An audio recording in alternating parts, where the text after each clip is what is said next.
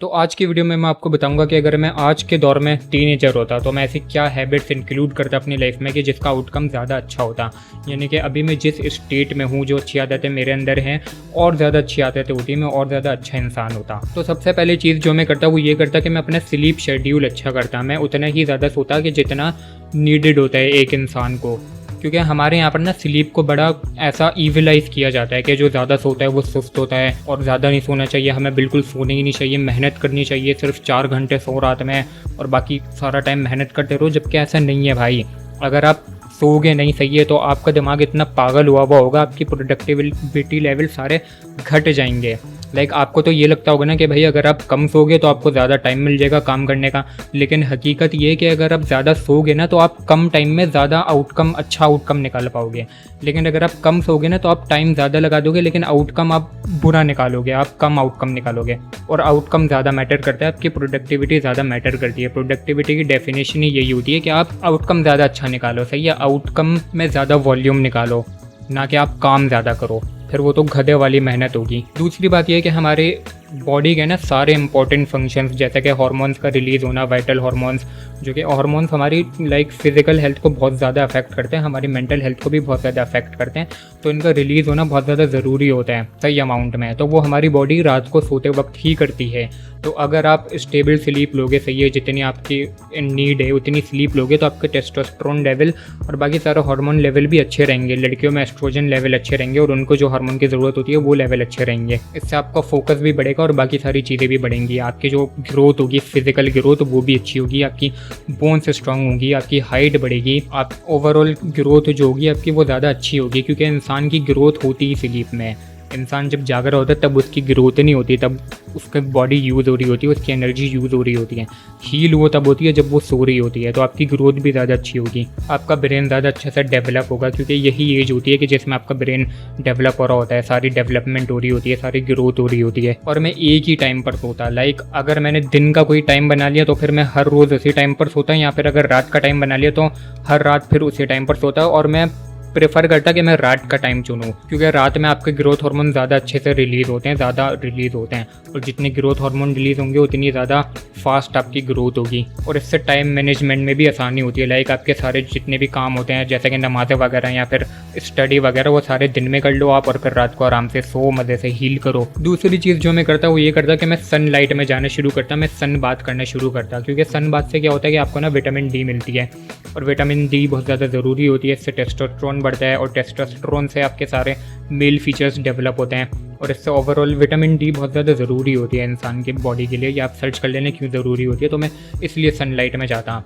दूसरी बात यह कि इससे सेरोटोनिन रिलीज़ होते हैं और काफ़ी हैप्पी हार्मोन रिलीज़ होते हैं जब हम सूरज को देखते हैं अपनी आंखों से। और देखा जाए तो इंसान बने ही इसलिए ना सूरज में रहने के लिए। सूरज एक नेचर है और जितना ज़्यादा आप नेचर में रहोगे उतना ही ज़्यादा आपको फ़ायदा होगा। हाँ, लेकिन मैं डायरेक्ट फेस पे नहीं लेता सनलाइट, में हाथ या पाँव या फिर अपनी पीठ वगैरह पे ले लेता, लेकिन फेस पे नहीं लेता। और एक और विटामिन डी का फ़ायदा ये होता है कि आप जो कैल्शियम खाते हो ना, उससे आपको लग रहा होता है कि आपकी बोन्स को फ़ायदा होगा, लेकिन हकीकत यह है कि अगर आपके अंदर विटामिन डी की कमी होगी तो कैल्शियम सारा ज़ाया चला जाएगा। आपकी विटामिन डी ही होती है जो कि कैल्शियम को सही जगह पहुंचाती है, आपकी बोन्स तक पहुंचाती है और उनको ग्रो करवाती है, उनको मजबूत बनाती है। फिर क्या करता मैं कि मैं बचपन में बहुत ज़्यादा स्नैक्स खाता था, और इवन मैं अभी भी खाता हूँ। पता नहीं कब गायब होगी मेरी ये स्नैक वाली आदत। तो मैं उन स्नैक्स की जगह ना अंडे खाना शुरू कर देता, क्योंकि अंडों में प्रोटीन होते हैं और अंडों में बहुत ज़्यादा अच्छे न्यूट्रिशन होते हैं। उसमें मिनरल्स भी होते हैं, उसमें कोलिन होता है कि जिससे आपका दिमाग डेवलप होता है। तो मेरे दिमाग उससे ज़्यादा अच्छे से डेवलप हो पाता, मुझे प्रोटीन मिल जाता। प्रोटीन से और ज़्यादा आसानी होती मेरी ग्रोथ में। और प्रोटीन तो वैसे भी ज़रूरी होते हैं इंसान की ग्रोथ के लिए, लिटरली वो बिल्डिंग ब्लॉक होता है। उसके बगैर आपकी ग्रोथ में बहुत ज़्यादा इफेक्ट आता है, बहुत ज़्यादा फ़र्क पड़ता है, आपकी ग्रोथ पीछे रह जाती है बाकी लोगों से। तो मैं अंडे खाना शुरू कर देता, उससे मुझे हेल्दी फैट्स भी मिलते, प्रोटीन भी मिलता और बहुत सारे माइक्रो न्यूट्रिएंट मिलते हैं जो कि मेरे लिए अच्छे होते हैं। और आज मैं ज़्यादा अच्छा इंसान होता, ज़्यादा शार्प माइंडेड होता। फिर मैं अपनी नॉलेज पर बहुत ज़्यादा ध्यान देता, खासतौर पे दीन की नॉलेज पर, क्योंकि दीन अपनी ज़िंदगी में इंक्लूड करना बहुत ज़्यादा ज़रूरी होता है। हमारे ज़िंदगी में आने का मकसद ही ये है। और मैं अर्थली नॉलेज पर भी ध्यान देता, यानी कि अपने करियर वाली नॉलेज पे, या फिर अगर मैं किसी स्किल को एज अ प्रोफेशन परस्यू कर रहा हूँ तो फिर मैं उसकी नॉलेज पर, जैसे कि जो वीडियो एडिटर्स होते हैं उनको आफ्टर इफेक्ट की नॉलेज होनी चाहिए, प्रीमियर प्रो या फिर जो भी सॉफ्टवेयर वो यूज़ करते हैं उसकी नॉलेज होनी चाहिए, कलर्स की नॉलेज होनी चाहिए, शॉर्ट्स की, इन सब चीज़ों की नॉलेज होनी चाहिए। वैसे ही जो कंटेंट क्रिएशन करते हैं उसे इन सब चीज़ों की नॉलेज होनी चाहिए। तो मैं तरह तरीके की नॉलेज सीखता रहता और मैं ये वाली नॉलेज भी सीखता कि मुझे अच्छे से ग्रो करने के लिए, दिमाग डेवलप करने के लिए क्या करने की ज़रूरत है। तो मैं डिफरेंट नॉलेज गेन करता रहता, कोई एक चीज़ के बारे में नॉलेज नहीं लेता, क्योंकि आप जितनी ज़्यादा नॉलेज लोगे उतने ज़्यादा आप में शऊर पैदा होगा और आप उतने ज़्यादा शार्प माइंडेड बनोगे। और नॉलेज इज़ पावर, ये बात बिल्कुल हकीकत है। नॉलेज से क्या होता है कि अगर आप किसी प्रॉब्लम में फंसते हो ना, टेंशन में फंसते हो, तो वो नॉलेज आपकी हेल्प करती है उस सिचुएशन से निकलने में।